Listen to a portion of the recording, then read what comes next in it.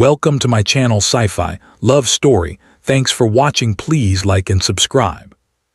The sky above Earth did not break with fire. It broke with silence. One moment there were stars. The next moment, something covered them. Thousands of black shapes unfolded in orbit, vast and curved like blades resting against the planet's throat. They did not shoot. They did not speak. They simply arrived. Across Earth, satellites died first. Then power grids flickered.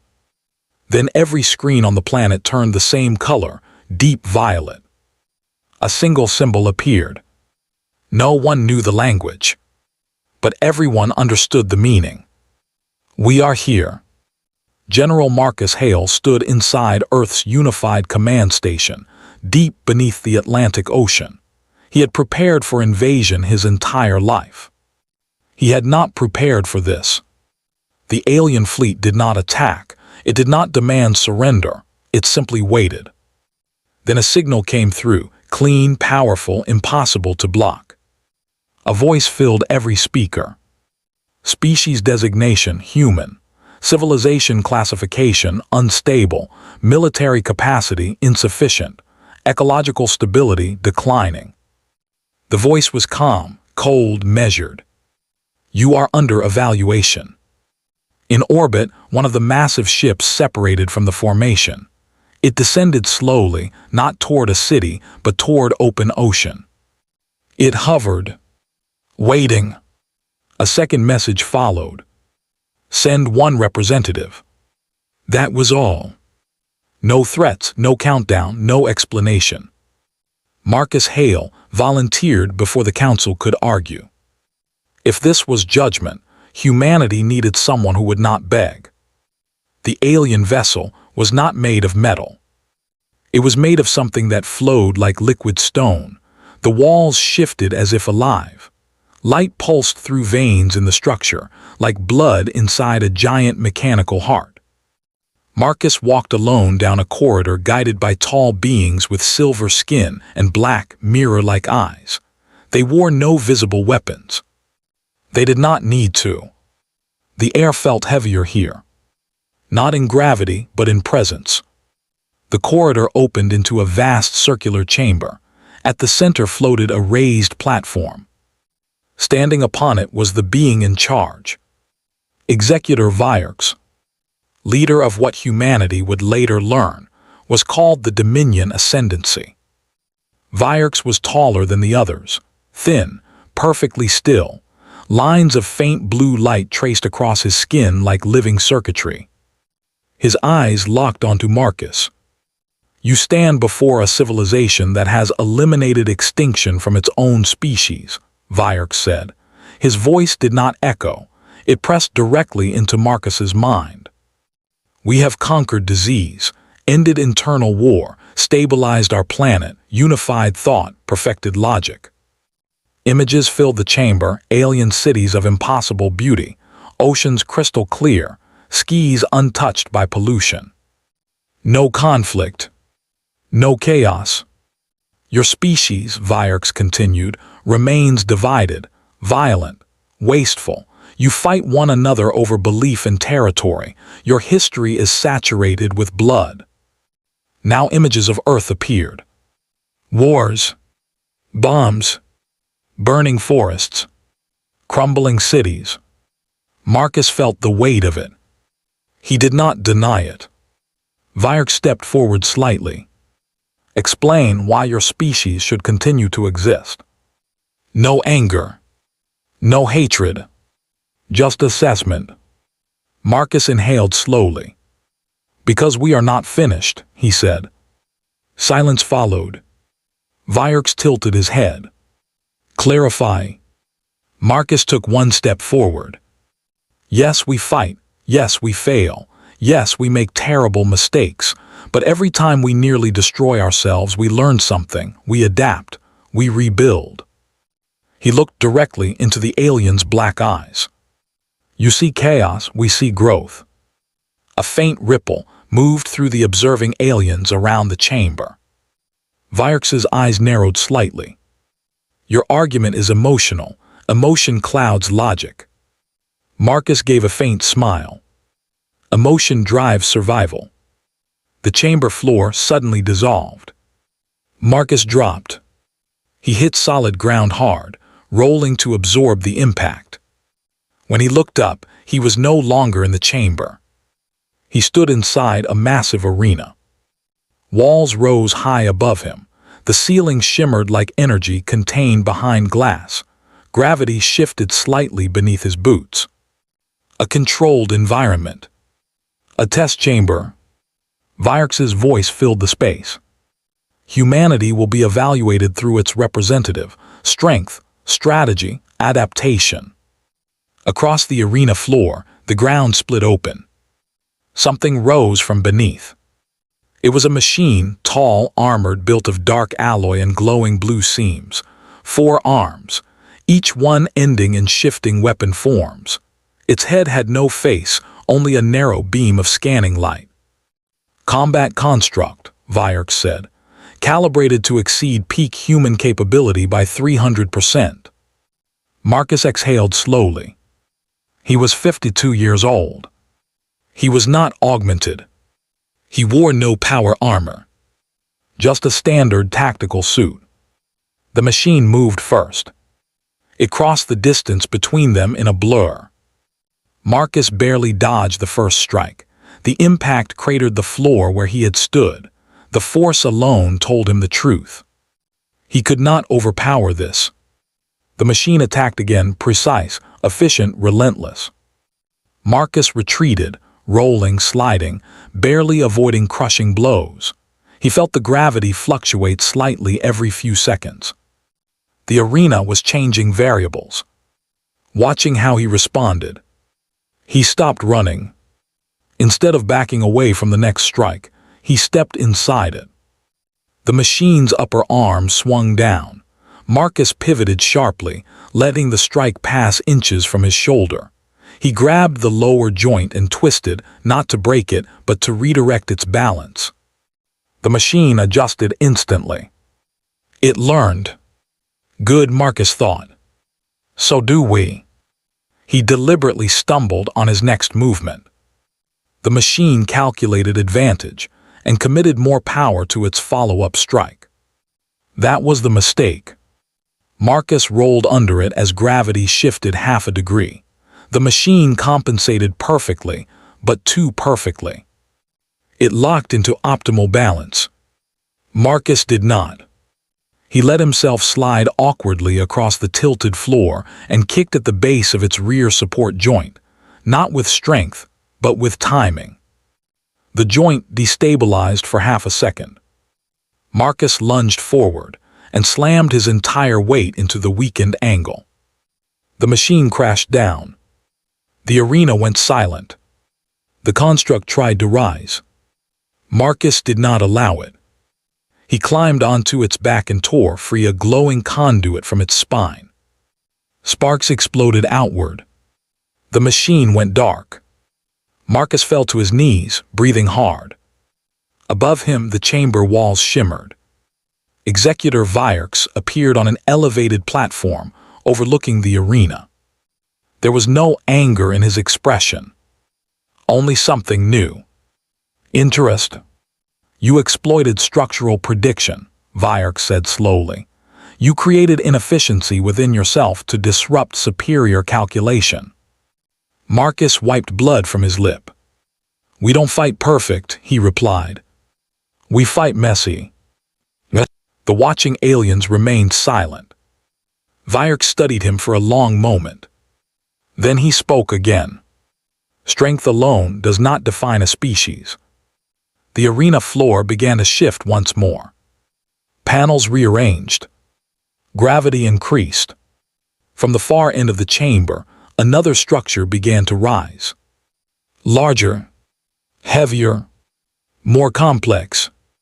This was only the first measure, Vyrx said.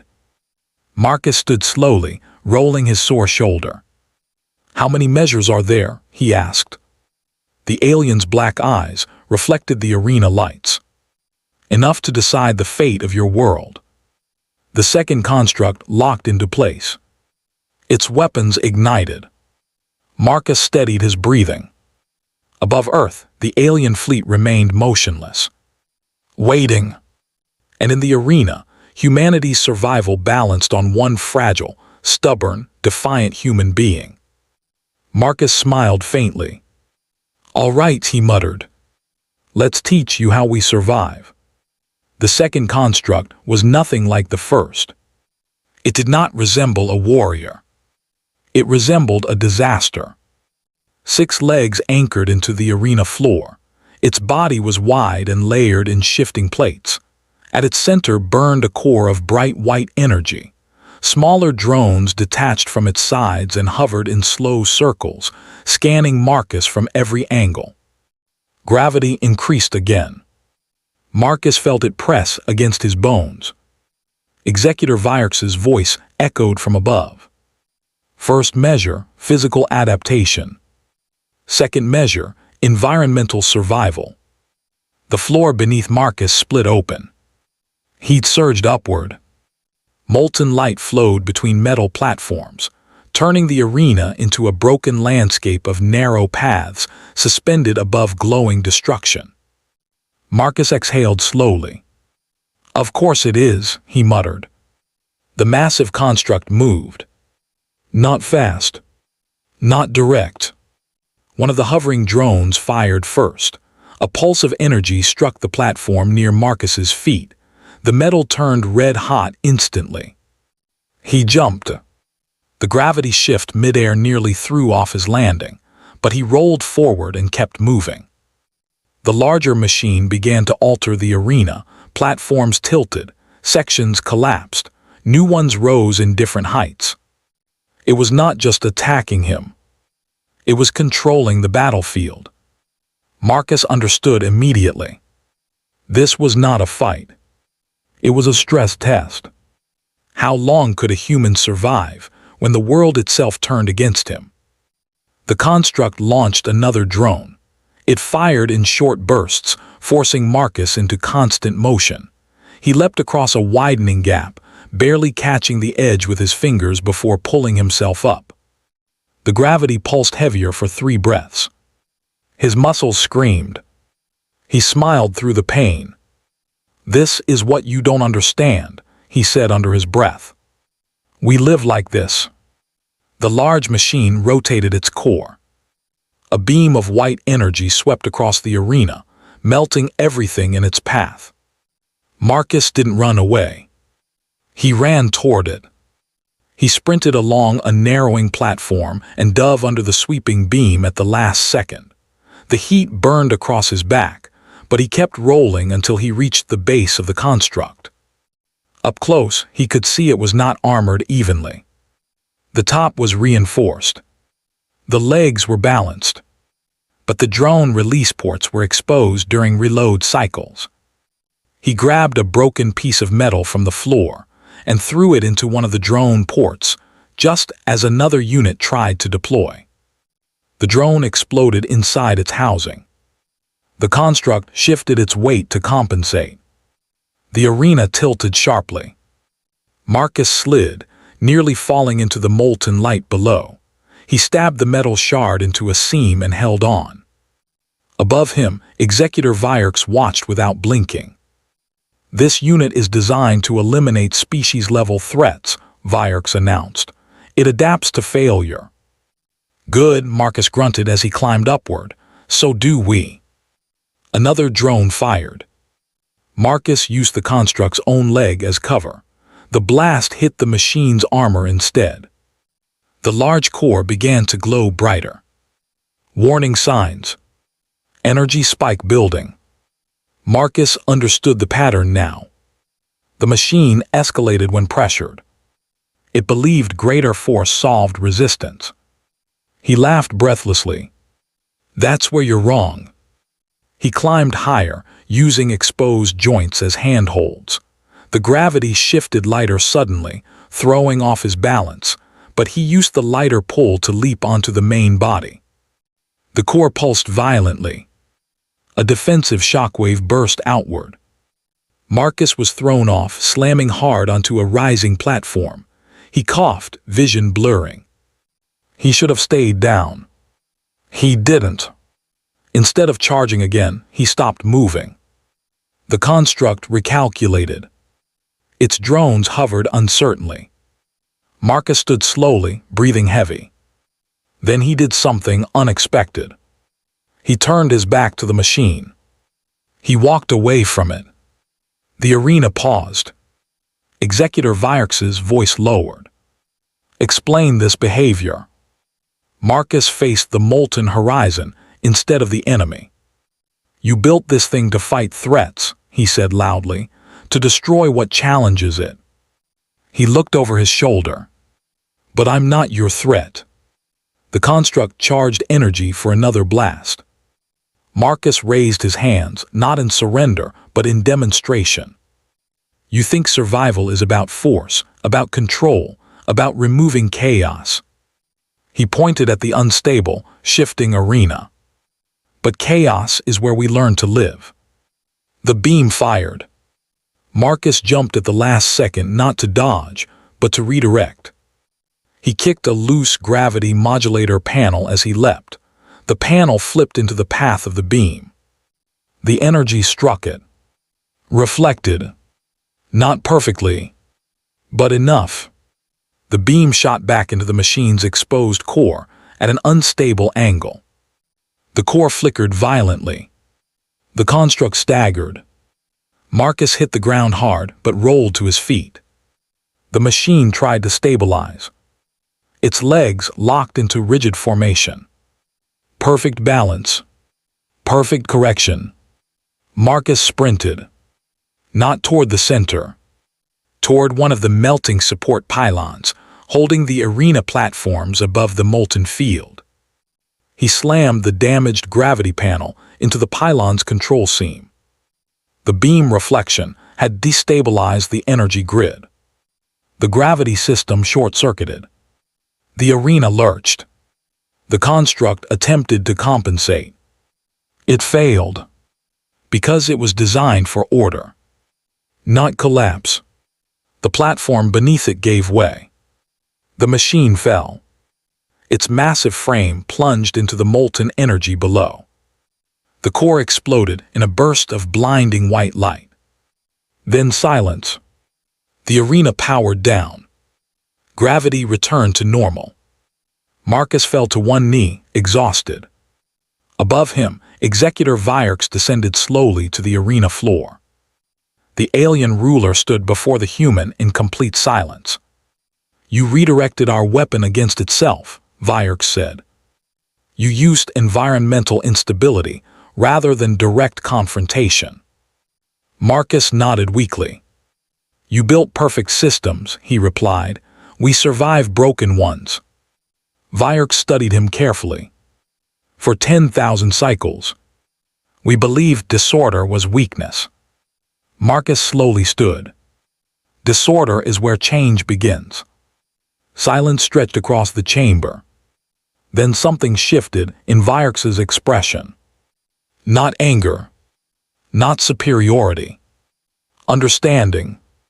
You are inefficient, Vyrex said. Marcus smirked. Constantly. You are unpredictable. Very. You are divided. Marcus shrugged. Working on it. A long pause followed. Then Executor Vyrex turned toward the viewing chamber above. Evaluation complete. The words echoed far beyond the arena. In the human species, we observe volatility, imperfection, conflict. Marcus held his breath.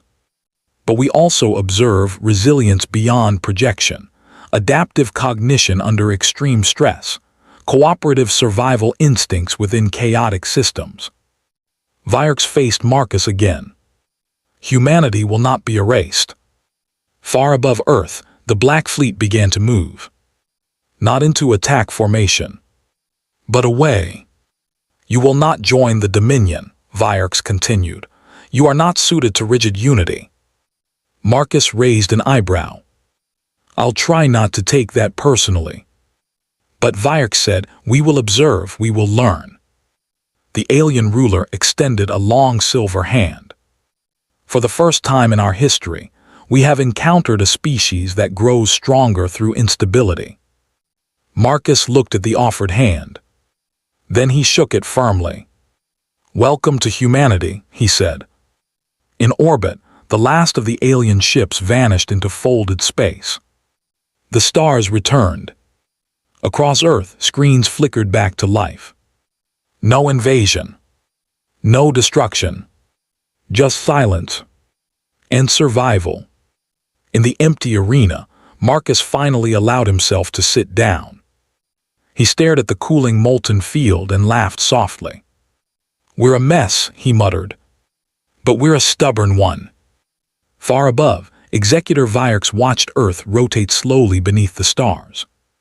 "For the first time," he said quietly to his advisors, "we have found a civilization that does not eliminate chaos." He paused. "They endure it." And somewhere in that realization, the Dominion understood something new. Perfection was stable. But humanity was unstoppable. The end.